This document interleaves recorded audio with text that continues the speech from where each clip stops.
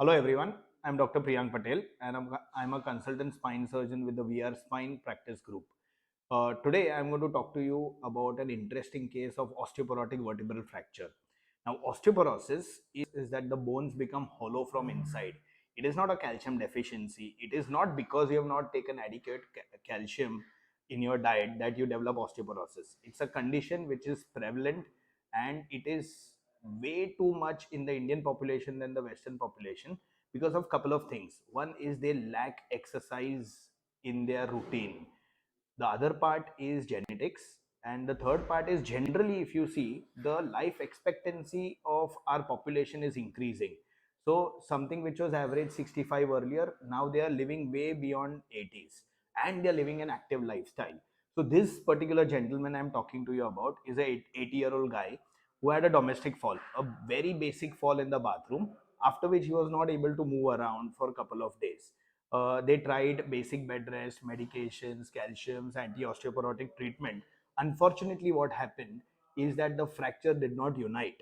Now the issue is that if the fracture does not unite in the spine, it is a dangerous situation, because if you look here, that's how the spine is. You have got bones, and in between bones you have got intervertebral disc. It's like a building, and in the place where there is usually an elevator shaft in the building, here you have got a tunnel through which your nerves go. Now if you see here what has happened in the middle of the spine, there is a fracture, and that fracture is unfortunately pressing on the nerve. So this is a dangerous situation, because every time the patient is moving, what is happening is that the spine is buckling, and that is cutting off the circulation to the nerve, preventing him from walking. Now, conventionally what we would have had to do is take a big cut, open up the spine, put multiple screws in the spine, make more room for the nerve, put the fracture fragment back into place. That is usually what we used to do. But now the problems in that is, one, he's an 80-year-old guy, so it is a big surgery for him. The second part is, as you grow older with diabetes and just because of old age, the wound does not heal properly or quickly. So you can have issues like infection, delayed wound healing, and all the problems associated with surgery. Here we have something which can solve both the problems. It can give ease to the patient and take away all the negative parts of the surgery. So that's what I'm going to walk you through.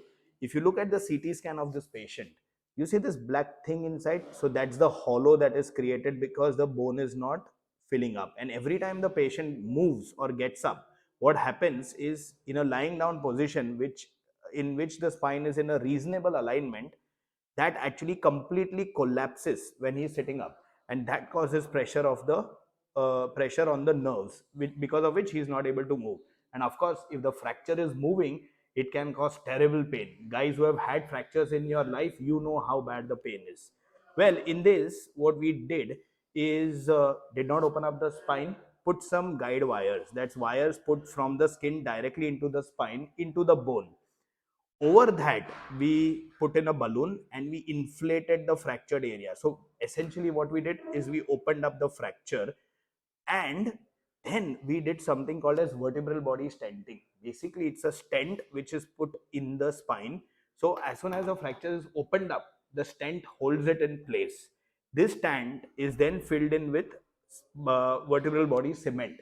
So cementing is a technique in which you can immediately fix a fracture. So that bone cement is designed in such a way that it goes into the hollow part and it solidifies. So immediately the fracture heals.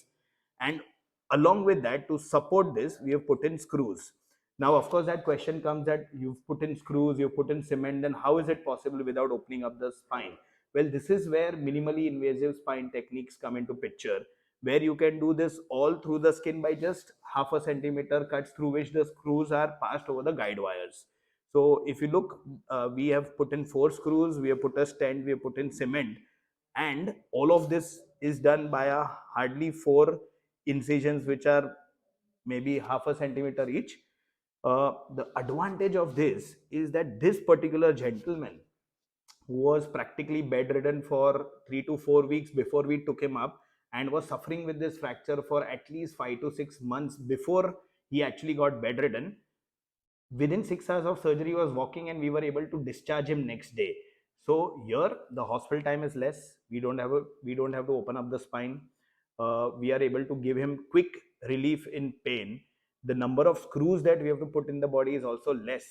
And the most important part is that a patient is no longer bedridden, because keeping our seniors on bed is a crime. They suffer badly. They go through bed sores, they get lung infections, urine infections. So that is not something that you want for your elders. uh, this is the reason why we wanted to show you these cases, because what happens is generally we write off old people saying that after 80 you can't do anything for them, surgery is a big problem. But that's not true. If it's done at the right time, it can do great wonders for them, and give them a good, pain free, independent life, which I'm sure every one of you would want in your later years. Thank you.